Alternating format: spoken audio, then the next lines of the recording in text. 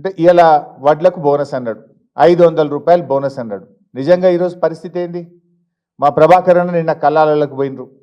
అదేవిధంగా మహబూబ్ నగర్లో మా రాహుల్ చంద్రశేఖర్ రెడ్డి గారు నిన్న కల్లాలకు పోయినరు. ఎక్కడ కూడా వడ్లు కొనే పరిస్థితి లేదు. బోనస్ అటు ఉంచండి, అసలు వడ్లు కూడా ఈ ప్రభుత్వం ఎంఎస్పీకి కొనకపోవడం వల్ల రైతులు తీవ్రంగా నష్టపోతున్నారు. 1800, 1900కే వడ్లు అమ్ముకుంటున్నటువంటి పరిస్థితి ఉంది. నువ్వేమో అన్ని వడ్లకు బోనస్ ఇస్తున్నా, ఎంఎస్పీ ప్లస్ బోనస్ అని గొప్పగా చెప్పినావు. ఇక్కడ ఎంఎస్పీ రాని పరిస్థితి ఉన్నది ముఖ్యమంత్రి గారు. ఇలా ఎక్కడ రోడ్ల మీద చూసినా వడ్లే. రేవంత్ రెడ్డి గారి అసమర్థ పాలనకు రోడ్ల మీద ఉన్న వరి కుప్పలే సాక్ష్యం. రోడ్ల మీద ఉన్న వరి కుప్పలే నీ అసమర్థతను ఎత్తి చూపుతున్నాయి రేవంత్ రెడ్డి గారు. నువ్వేం ఆడపోయి బోగస్ మాటలు చెప్తున్నావు, బోనస్ ఇచ్చినాను, అన్ని అబద్ధాలు.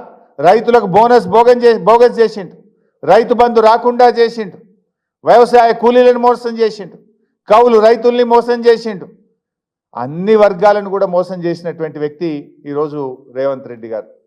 ఇకపోతే ఇంకొక వైపు మహారాష్ట్రలో మేనిఫెస్టో పెట్టిండ్రు. ఆ మేనిఫెస్టోలో ఏం చెప్పిందంటే ఇది మహారాష్ట్ర మేనిఫెస్టో. ఇందులో ఏమంటున్నారంటే మహిళలకు హర్ మహీనే 3000 రూపాయ. మరి తెలంగాణలోనే నువ్వు మహిళలకు ప్రతి నెల 2500 ఇస్తా అని చెప్పినావు కదా. మహాలక్ష్మి కింద తెలంగాణ మహిళలకు ఇస్తానన్న 2500 ఇయ్యలేదు, కానీ మహారాష్ట్రలో 3000 ఇస్తామని చెప్పి అక్కడి మహిళల్ని కూడా మోసం చేసే ప్రయత్నం చేస్తున్నారు. ఇక్కడ రుణమాఫీ చెయ్యనే లేదు, కానీ మహారాష్ట్రలో 3 లక్షల రుణమాఫీ చేస్తామని చెప్పి మహారాష్ట్ర రైతుల్ని మోసం చేస్తున్నారు. ఇక్కడ చేస్తానన్న 2 లక్షలే కాలే, ఇప్పటికి మొదటి రోజు చేస్తానన్న 2 లక్షలు ఇక్కడ కాలేదు. మహారాష్ట్ర రైతులకు 3 లక్షల రుణమాఫీ చేస్తామని చెప్పి కాంగ్రెస్ పార్టీ అక్కడ చెప్తా ఉన్నది. నిరుద్యోగ భృతి 4000 రూపాయలు ఇస్తామని చెప్పి వాళ్ళ మేనిఫెస్టోలో పెట్టినారు.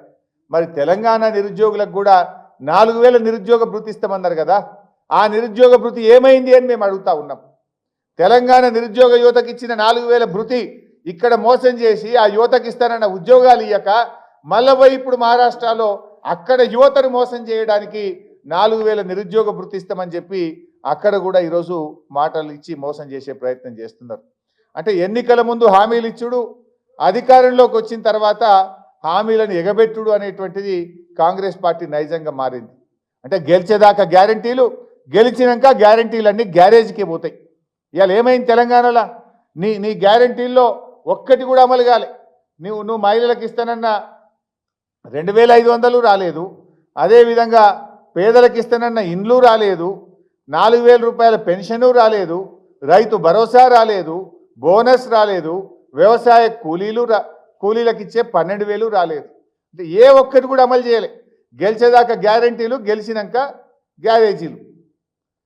ఓట్ల కోసం గ్యారంటీల వల, ఎలక్షన్ల ముందు ఓట్ల కోసం గ్యారంటీల వల, సీట్లు గెలిచినాక కాంగ్రెస్ పార్టీ చేతిలో ఓటర్లందరూ విలవిల.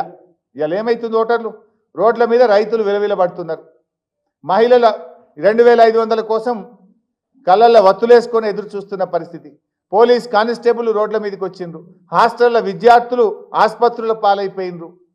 ఇవాళ అప్పుడేమో మీరందరికీ గ్యారంటీల వలేసినారు, బాండ్ పేపర్లు పంచారు. ఇది అమ్మగారి మాట, సోనియమ్మ గారి మాట, రాహుల్ గాంధీ గారి మాట, ప్రియాంక గాంధీ గారి మాట అన్నారు. ఇప్పుడు ఆ గాంధీలు ఎక్కడ పోయినరో తెలియదు. గ్యారంటీలన్నీ గ్యారేజీలకు పోయినాయి. ఇవాళ ఓటర్లు మాత్రం విలవిల్లాడుతున్నటువంటి పరిస్థితి వచ్చింది.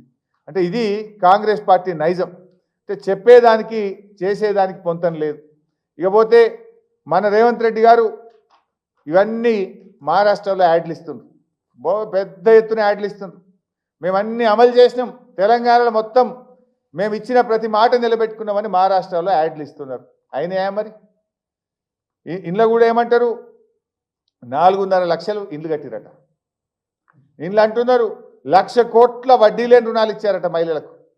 నేను అడుగుతా ఉన్నా, అసలు వడ్డీ లేని రుణం మీరు ఈ రోజు కూడా 5 లక్షల రూపాయల వరకే గ్రూపులకు వడ్డీ లేని రుణం ఎలిజిబిలిటీ ఉంది.